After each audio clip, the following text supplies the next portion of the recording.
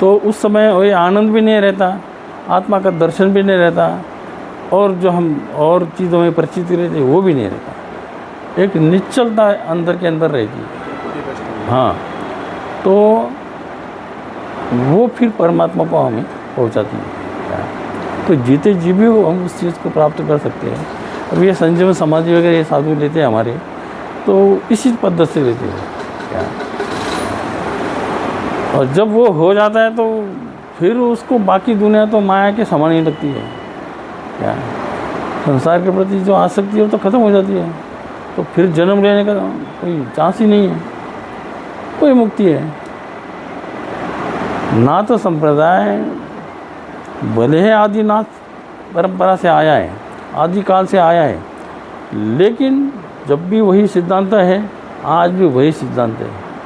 बस उस समय का सिद्धांत का स्वरूप थोड़ा फर्क था, तपस्या ये वो दुनिया भर का था, नियम धर्म कर्म। आज कलयुग के हिसाब से थोड़े बहुत नियम भक्ति रूप में किए गए क्या। अभी मतलब गृहस्थों को भी ये साध्य है, ये भी एक इसमें एक एडिशनलिटी आ गई, क्योंकि कलयुग में कहा गया ना, कलयुग के नाम आधारा। जैसे हम गुरु से मंत्र लेते हैं, गुरु से नाम लेते हैं, उसी को जब वो वही तुमको तार ले जाएगा। ये जो क्रिया करके हमें करना है, आत्मा तो परमात्मा का मिलन, वही भक्ति में बहुत जल्दी मिल जाता है, लेकिन उतनी तादात्म्य भक्ति अपनी है ही नहीं क्या। अतः ये जितने भी संत लोग हुए, इन्होंने ऐसे ही तादात्म्य रूप में भक्ति की है। जब वो चले गए, किसी को बताया नहीं उन्होंने कि हम मुक्त हो गए या हम भगवान को एक हो गए या कुछ नहीं। हम कहते तो विठल में एक रूप हो गए, वो मुक्त हो गए, उनको आसमान से वो हवाई जहाज आ गया, वो उनको ले गए तुकाराम महाराज को पुष्पक विमान। तो ये हमने हमारे समाधान के लिए बना रखा है, लेकिन एक्चुअली उनका क्या है उनको ही पता। लेकिन उन्होंने भक्ति का स्वरूप हमें बता के गए, तो उनका हमारे ऊपर बहुत बड़ा उपकार है। और इसकी ज़्यादा से ज़्यादा मतलब उदाहरण कहे तो या ये हमारे महाराष्ट्र में ज़्यादा है क्या। उसके बाद गुजरात का नंबर रखता है भक्ति में क्या, फिर वो वृंदावन वो साइड में लगता है, उधर भी बहुत अच्छे अच्छे भक्त हुए क्या। तो भक्ति के लिए साधन बनाना पड़ेगा, भगवान का रूप देखना पड़ेगा, फिर रूप देखते ही फिर उसको जानने की कोशिश करो। उसको जानते ही पता चलता है कि ये तो परमात्मा है। नाम तो हमारे रख देते हैं, ये विठ्ठल है, ये राम है, ये हनुमान है, ये यूँ है क्यों है, हम उससे में सब ये हो जाते हैं।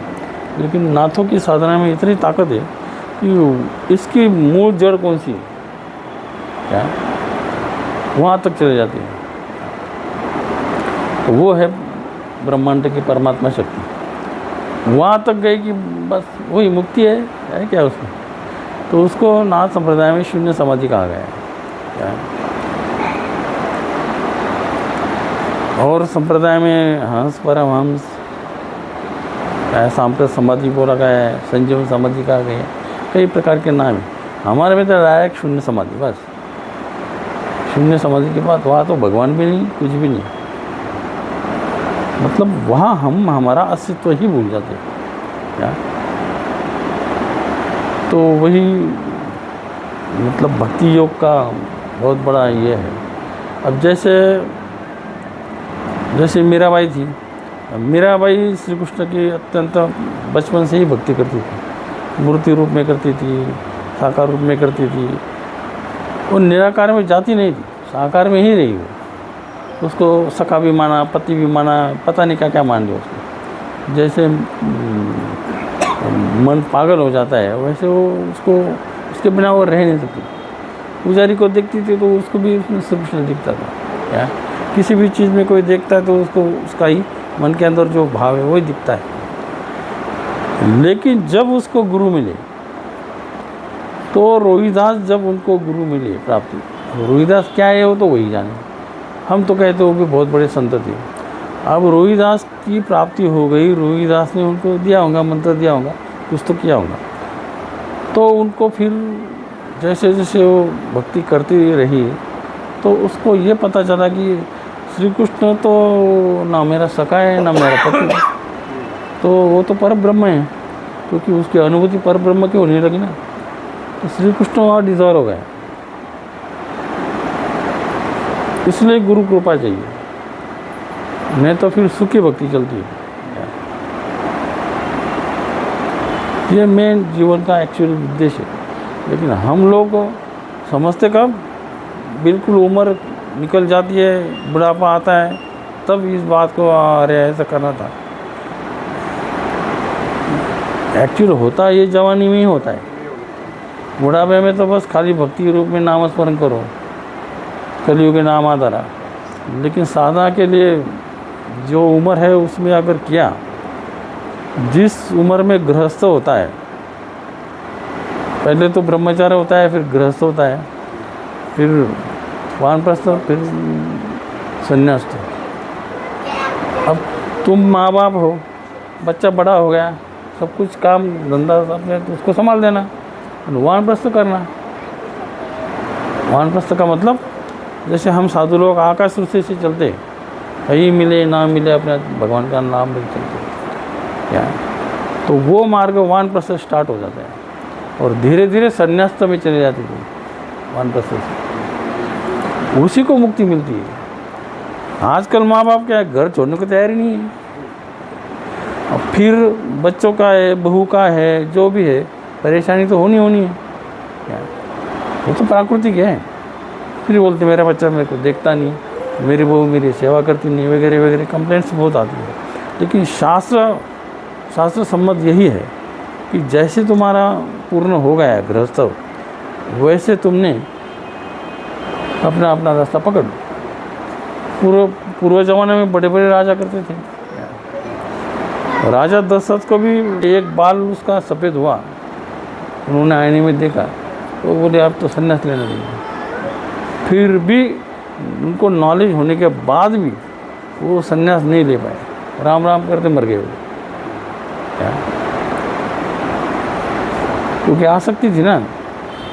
वैसे तुम्हारी भी बच्चों में आसक्ति है, ना तू देखना है, पोता देखना है, यूँ करना है, त्यों करना है, नया मकान बनाना है। मतलब उम्र होने के बाद भी अगर हम इन बातों को अपेक्षाएं करेंगे तो मूल सिद्धांत तो बदल जाएगा। अगर आपने गुरु बनाया है तो ये बात तो समझ में आनी चाहिए कि चलो अब इस मार्ग से हमें चलना है। ये जब तक नहीं होगा तब तक जन्म मरण चालू रहना, पुनरपि जन्म पुनरपि मरण। अब हमारा कैसा हुआ, हमारा डायरेक्ट जो जवानी में ही हमने संन्यास ले लिया, इसलिए पीछे का वो सारा छूट गया हमारा। और फिर बहुत नाथों में तो बहुत सारी साधनाएं ऐसी है कि हम हमारे पापों को भी भस्म कर सकते हैं, हमारे पूर्व जन्म के संस्कार को भी भस्म कर सकते हैं। ऐसे अनेक विधियाँ हैं, वो करके लाइफ साफ कर देते हैं। जब उनको पता चलता है ये सब खत्म हो गया है तो फिर वो समाधि की तैयारी करते हैं, तो संजीवन समाधि ले सकते हैं, जैसे ज्ञानेश्वर महाराज ने लिया है। ज्ञानेश्वर महाराज ने तो विकार कुछ होने ही नहीं दिया ना, क्या बस वो दुखी हो जाते थे। अब दुख होना भी बहुत बड़ा विकार है। हम आनंदित रहते हैं, सुख चाहते हैं, ये भी विकार है। तो नाथों में वो मार्ग है, अवधि योगी भरे धर्म की साख, जैसा देखा वैसा कहे, पाप पुण्य से न्याय रहे। अगर हमें साधना में पुण्य पाप दोनों को भस्म करना आता है तो हम क्यों डरे, हम डरते नहीं। ये माया ही है ना, माया ही करवाती है, उस माया को हम डरते क्यों, हम डरते नहीं। तो ये बातें हमारे नाथ संप्रदाय में, इसलिए नाथ संप्रदाय अभी भी टिका हुआ है।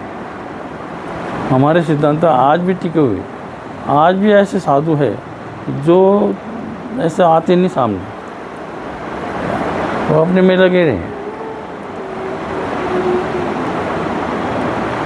अब उत्तर दिशा ही है उसके लिए स्वर्ग भूमि है, उधर ही करो, ऐसा कुछ नहीं है। वो तो बैठी जगह भी हो जाए। जैसे आपको हमने मार्गदर्शन किया है तो आप घर में ही सन्यासी हो जाओ, घर में इंटरेस्ट लेना नहीं बच्चों में, 2 टाइम जो देखा वो खाओ, मस्त भगवान का नाम लो, घर में ही सन्यास करो। क्योंकि अभी बाहर वैसी कंडीशन नहीं है वानप्रस्थ के लिए।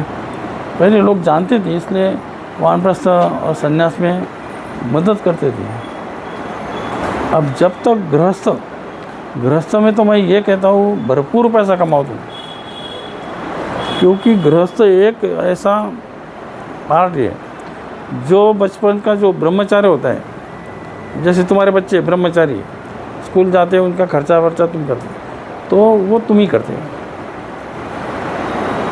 और जो दूसरे बच्चों का अनाथ आश्रम वगैरह होता है वहाँ भी दान देते हैं हम लोग, वो ब्रह्मचार्य आश्रम को, वो भी गृहस्थी के ऊपर चलता है। वानप्रस्थ आश्रम में कुछ नहीं करते, वो कहाँ से कमाई करेंगे, वहाँ भी गृहस्थी को देना पड़ता है दान। वही बात सन्यासी के लिए भी होती है। तो गृहस्थ ये धर्म इतना बड़ा है, क्योंकि गृहस्थ धर्म नहीं है तो ये तीनों धर्म नहीं, इसलिए गृहस्थ धर्म भी इम्पोर्टेंट है, क्योंकि उनके दान पुण्य पे तो सारा चलता है।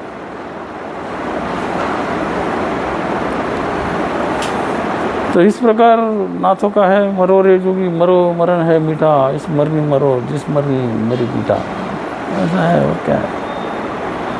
बोल गुरु गोरक्षनाथ जी महाराज।